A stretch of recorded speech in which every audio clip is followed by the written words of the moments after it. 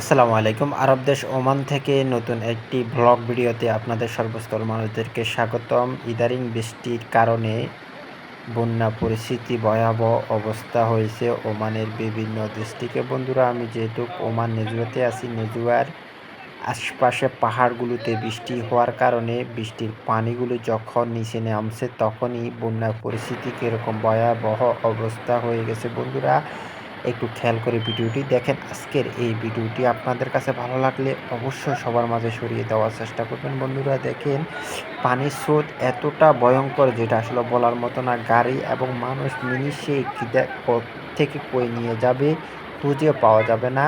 এইদিকে সবাই আমরা জুমার নামাজ পড়ে আসছি, এসে পুরো দৃশ্যগুলো ক্যামেরাবন্দি করতেছি। যেহেতু আমি ফেসবুক, ইউটিউব এবং বিভিন্ন অনলাইন প্ল্যাটফর্মের সাথে জড়িত আছি, সেজন্য আমাকে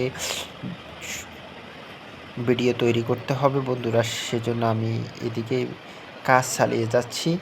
তো বন্ধুরা, ক্যামেরাতে অনেক সুন্দর সুন্দর পাহাড়গুলো আসতেছে এবং পানির স্রোত এতটা যে বেশি যেটা আসলে বলার মতো না। যেহেতু আমার কম দামি মোবাইল, যার কারণে ভিডিওগুলো ক্লিয়ার আসতেছে না। তো বন্ধুরা, আজকের এই ভিডিওটি কেমন লাগতেছে, যদি ভালো লাগে অবশ্যই সবার মাঝে ছড়িয়ে দেওয়ার চেষ্টা করবেন এবং ওমান আরব দেশের বিভিন্ন স্থানের ভিডিওগুলো আপনাদের মাঝে তুলে ধরার জন্য অবশ্যই একটু সহযোগিতা করবেন। একটা লাইক, একটি কমেন্ট করে পাশে থাকবেন। পারলে ভিডিওটি সবার মাঝে ছড়িয়ে দেওয়ার চেষ্টা করবেন, যেন আরব দেশ ওমানের বিভিন্ন জায়গার সৌন্দর্যগুলো আপনাদের মাঝে তুলে ধরতে পারি। তো বন্ধুরা, কন্টিনিউ ভিডিওটি দেখতে থাকুন। এদিকে অনেক মানুষ এই পুরো দৃশ্যগুলো ক্যামেরাবন্দি করতেছে। দেখেন, পানিগুলো এত স্পিডে আসতেছে, এত সাউন্ড যেটা আসলে বলার মতো না।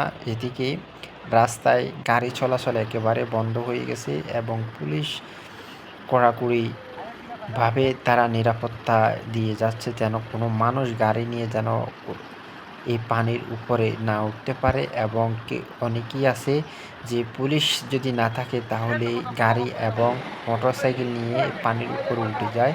তো গত 2 দিন আগে আমাদের এক বাংলাদেশি ভাইকে এই দিক থেকে সাইকেল নিয়ে যাওয়ার সময় পানি টেনে নিয়ে গেছে। আজ পর্যন্ত আসলে আমি তার সন্ধান পাই নাই। তো বন্ধুরা, সবাই একটু সাবধানে থাকবেন। ওমানের বিভিন্ন ডিস্ট্রিক্টে এই বৃষ্টির পানির স্রোত এতটা ভয়ঙ্করভাবে এবং অনেকের জীবন চলে গেছে, জানমালের অনেকের ক্ষতি হয়েছে। তো বন্ধুরা, যে যেখানে থাকেন না কেন অবশ্যই সাবধানে থাকবেন এবং সবাই সবার পাশে সহযোগিতা করবেন এবং আজকের এই ভিডিওটি সবার মাঝে ছড়িয়ে দেওয়ার চেষ্টা করবেন। আল্লাহ হাফেজ। সালামু আলাইকুম রহমতুল্লাহি ওয়া বারাকাতুহু।